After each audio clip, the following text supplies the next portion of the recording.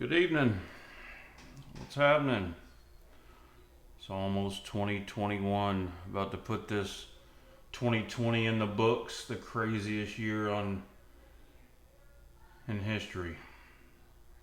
It's been a trip, but run across some cool knives. We built a great knife group, so we have good distractions. So I found this knife today at one of my little honey holes. Collector's Firearms. They have just about every firearm on the planet. If you have the money to buy it, it's like a museum that's for sale. They also have a pretty awesome knife collection. And some of them got some age on them, and some of them, like this one, are about 7, 8 years old, and stuff you just couldn't find anywhere else. I guess guys have traded them in for firearms or whatever, or sold them. There must be a gun collector in one of the owners, but it's a pretty cool place. So if you're in Houston, Texas, you ought to check it out. It's like a mall for firearms with a little knife corner with some pretty awesome custom knives on display. They have upwards of I think the most expensive one I saw was 6,000 or 7,000. This one did not cost that. This one is the TAD triple Aught design Dauntless MK3. From what I understand, what makes it a 3 is the G10 and the stonewash blade. The 4 is another version. It's a green G10 with some other blade, and the 1 I believe is a titanium, but all pretty much the same knife. So this, like I said, this is about an 8-year-old knife. I looked at the reviews, and the reviews came out about 7, 8 years ago, so that would be about right. I mean, you could look at the hardware. When's the last time you've seen slotted hardware on a knife, especially a mid-tech? And that's what this is a mid-tech. S35VN, titanium spring side, titanium clip, thumb stud opening. The action is unbelievable. When you consider the age for this thing, the action is record breaking. So my favorite deployment is thumb stud deployment. So this falls right in my wheelhouse. The ergonomics on this thing are fantastic, and that's the main thing that sold me. The action pushed it over the top.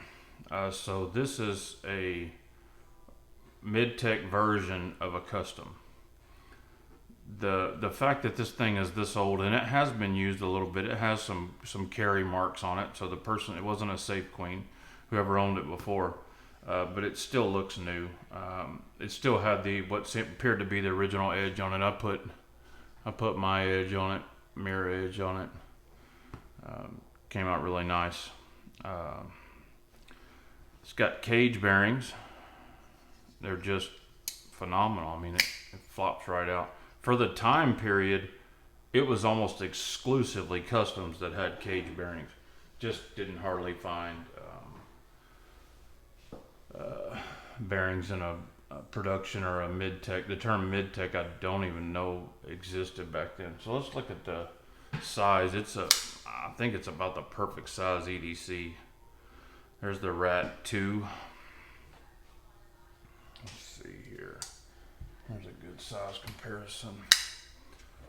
The Sabenza 21, really close in size. These two are probably out about the same time. Well, the Sabenza's been around forever. But Koenig Arius. Now, I did some research on this today, and the only videos I could find were, they were old.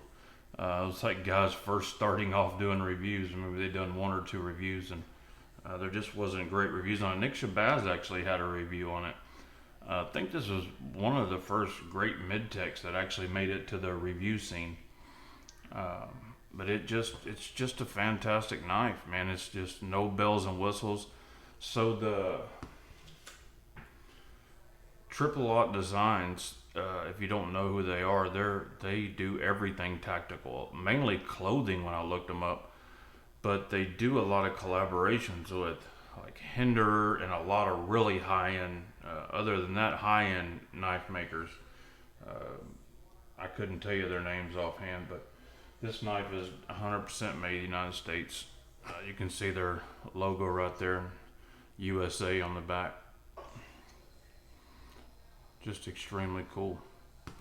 I thought it was an awesome knife. I wanted to share it with you. I think that looks like T10 hardware. Wish we saw more of that. But anyway, that is the Triple Aught Designs MK3. After 7-8 years, still relevant today. It's not like some of the older knives you find where the steel's of junk and it was good back then, but it's not now. This is S35VN, and some of the versions have M390, believe it or not. I mean 20CV, sorry. But anyway, that's her. Guys, thanks for watching. Talk to you soon. God bless you and your families. Bye.